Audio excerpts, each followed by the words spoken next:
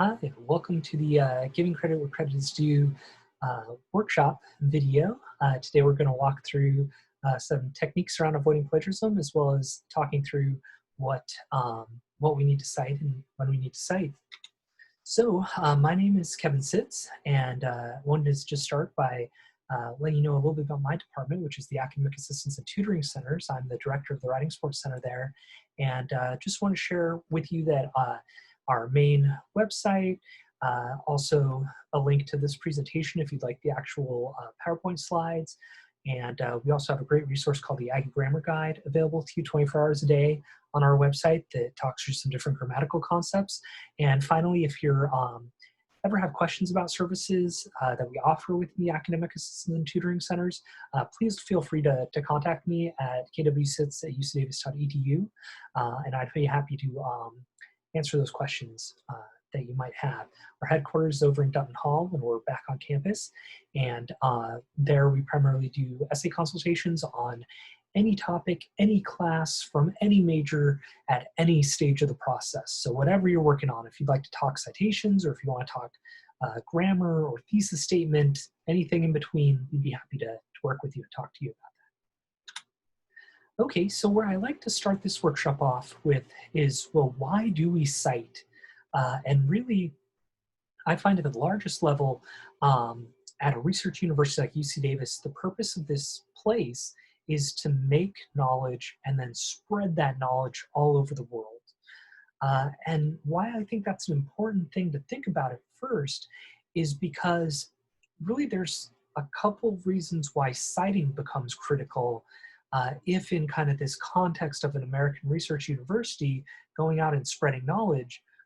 The reader is going to have some questions about that knowledge within this cultural context. One, the readers are going to know where you found your information because its credibility really matters. They might not be familiar with the source that you're citing, so they want to know, is this trustworthy? Second, they're going to want to potentially use what you found to continue this academic conversation and broaden knowledge. So they want to know where this came from so that they can continue, maybe research that author's line of thinking as well. So they want to continue to broaden the conversation. So when we think about, again, the reader first in terms of this, they're always going to want to know where something came from so that they internally can assess its appropriateness for the task at hand. So you might even think to yourself, what makes a credible source? What kind of source do you trust? Whether that's personal or here in the university context, because we know not all sources will give us the same level of reliable information.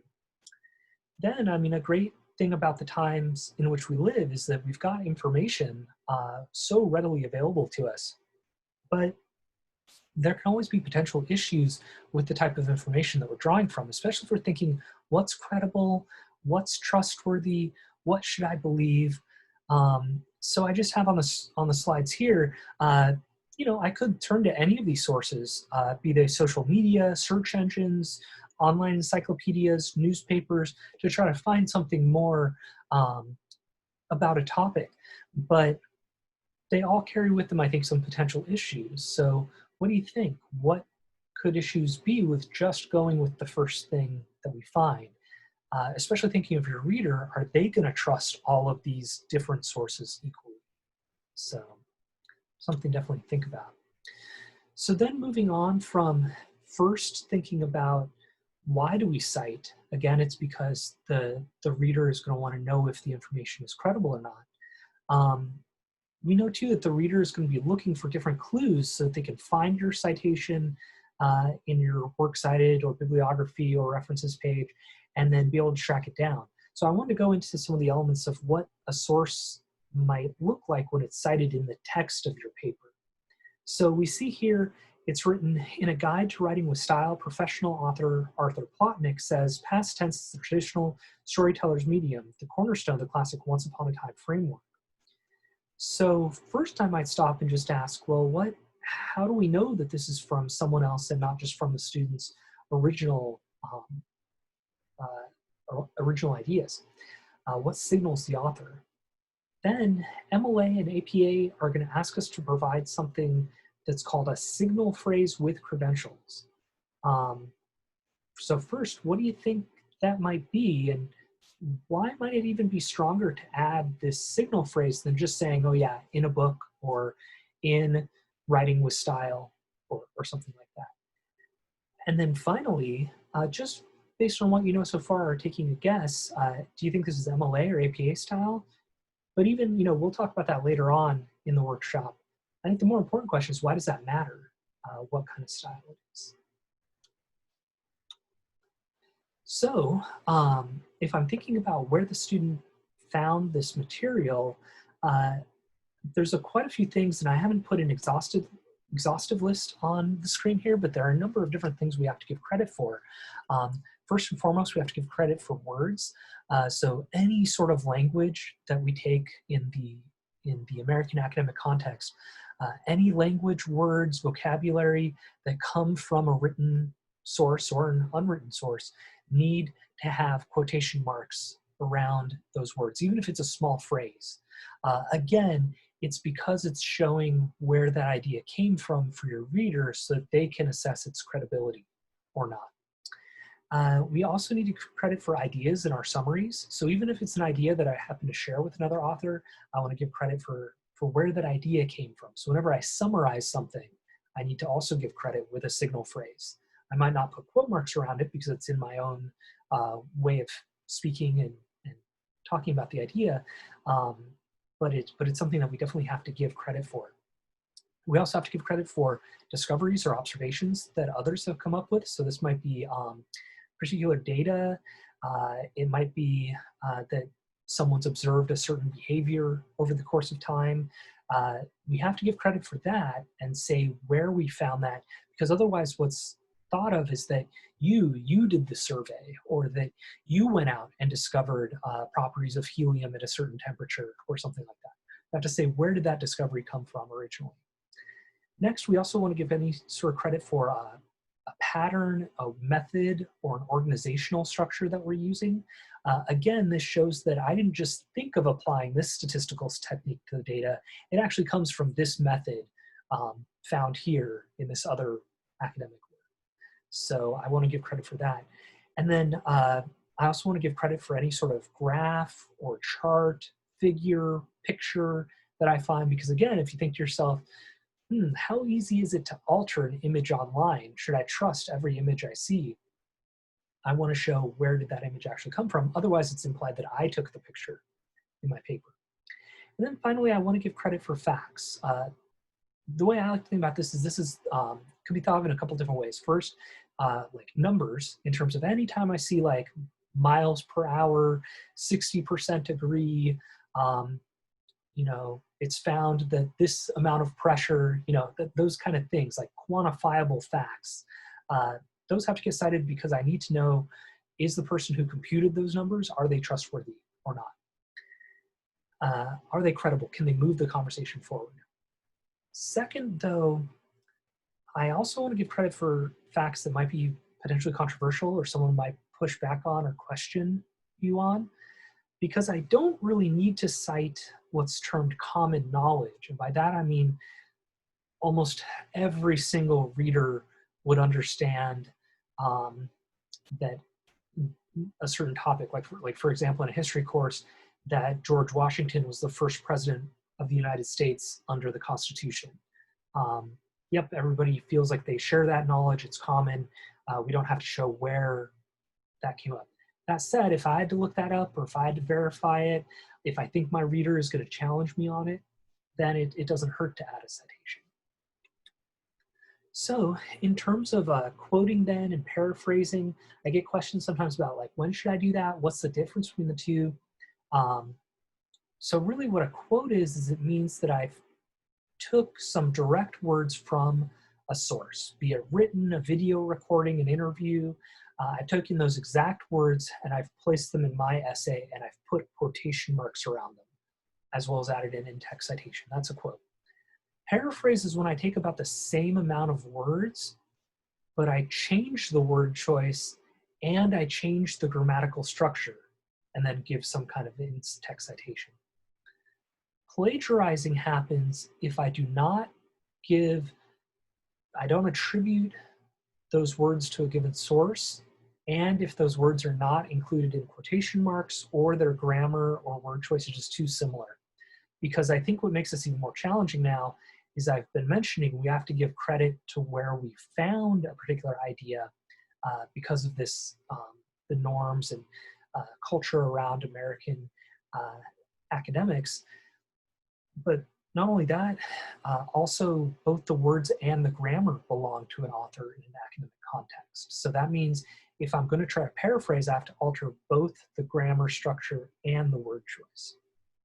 So then lastly, just as we think here on this slide, we want to quote if the language is the object of what we're studying. So if I've got a quote from Shakespeare, and I want to say, oh, I'm analyzing Shakespeare's word choice, I want to include that.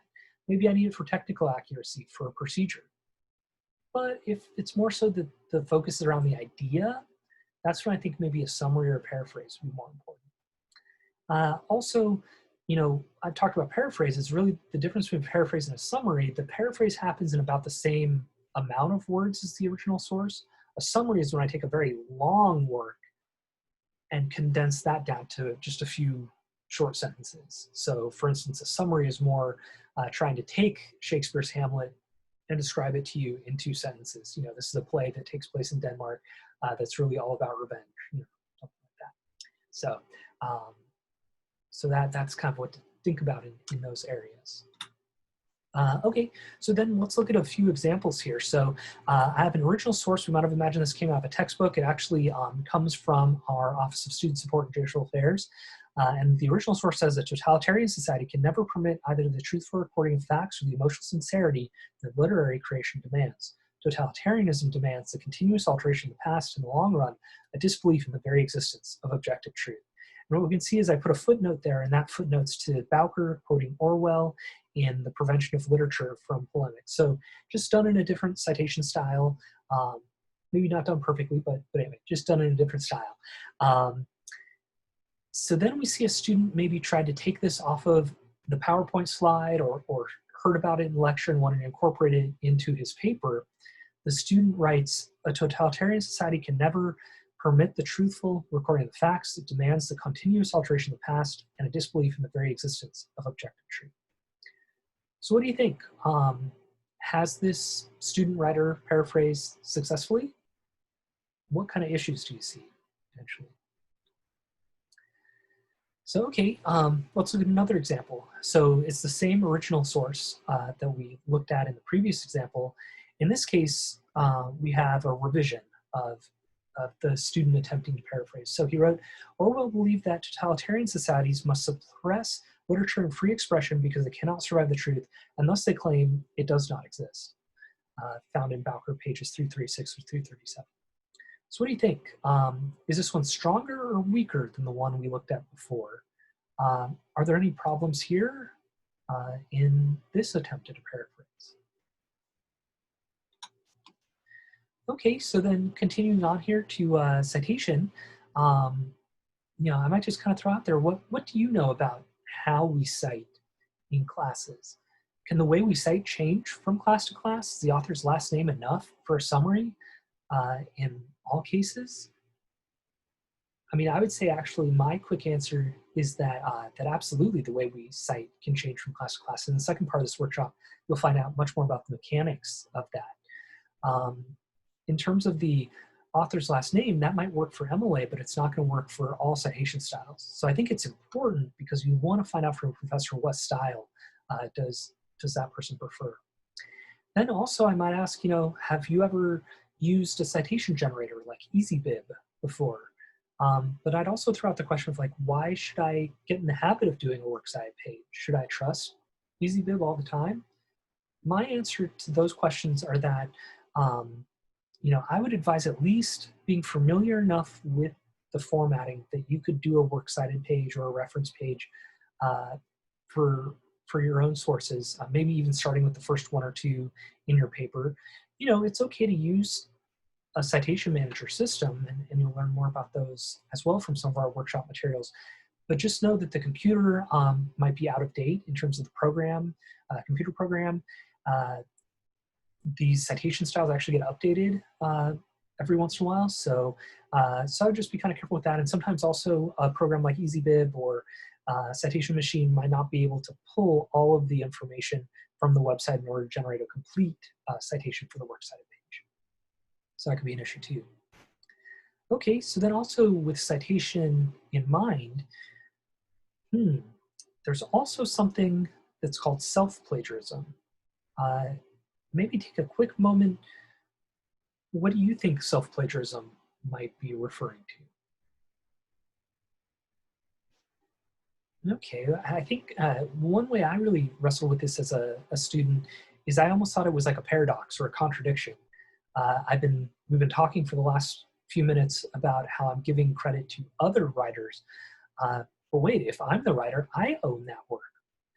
Well, again, if we go back to that original idea that we're always expanding the frontiers of knowledge, that would mean if I just kept having the exact same first paragraph for every paper I wrote, I don't know, I'd start questioning how much knowledge is really getting expanded. So really, as I understand self-plagiarism, it's reusing any piece of your work again for a different class. So for example, if I turn a paper in for History 10, I cannot turn the same paper in for UWP 1, for example. Even if the topics or assignments are very, very similar, I can't reuse a paper and resubmit it. It would be considered self-plagiarism. Again, because the expectation of the university is to always be creating new knowledge. That said, in the mechanics of citation, if I felt I really had to build on my previous work, and we see this in grad school or faculty members do this too, you actually have to cite yourself, and there are mechanics of citation of how to do that within the style guides. Okay, so just really to wrap up my portion, I wanted to go to kind of seeing a citation in a paragraph, since we've looked at a few sentences, and I also want to introduce this taxes method for creating a body paragraph. And I had to cite it because it's a method itself. It comes out of a book called Techniques for College Writing, the thesis statement and beyond. And one of the arguments in this book is that paragraphs should have 5 components. It doesn't mean that every paragraph has to be 5 sentences, but there should be an overall topic sentence. Then we should claim or assert something in the assertion sentence, almost like make an argument. Then we should pull in an example. Then next we should explain that example. And finally, consider the significance for that statement to the overall paper and how it connects to the thesis. Sometimes the topic and the assertion might be the same sentence. Sometimes you might have a couple examples. But just know that it could be a warning sign if I'm looking through my writing and I do not have some kind of citation near the middle of my paragraph, because that means, am I just throwing out my own opinion or my own knowledge? Where does that knowledge come from? Are my examples rooted in the research that I've done? So I won't read the paragraph word for word here, but notice how that first sentence talking about the 1916 Easter Rising in Dublin, that introduces that as a topic. Next, what I do is I kind of move into this idea of how movements are combining and sparking independence. That's what I'm really trying to claim with this paragraph. So here actually I cited myself to avoid self-plagiarism and talked about how, from my master's thesis that I wrote, how the political rhetoric worked at that time. Then I try to explain that source, why I turned to it, and finally, talk about this national conversation in terms of why does this matter? Why is this important? So anyhow, that is, I would say that's something to think about when you're creating your own paragraphs and going through your own writing is how do you work examples in, and whenever an example is brought in, it needs a citation, unless it's a personal story. Also, sometimes explanations take citations because I might be using another theorist or another source to help interpret that quote. So that's important as well. So thanks for taking the time to go through this video and these questions. I hope that it's helpful in your work as a writer here at the university. And again, always feel free to come see us in the Academic Assistance and Tutoring Center. So thanks.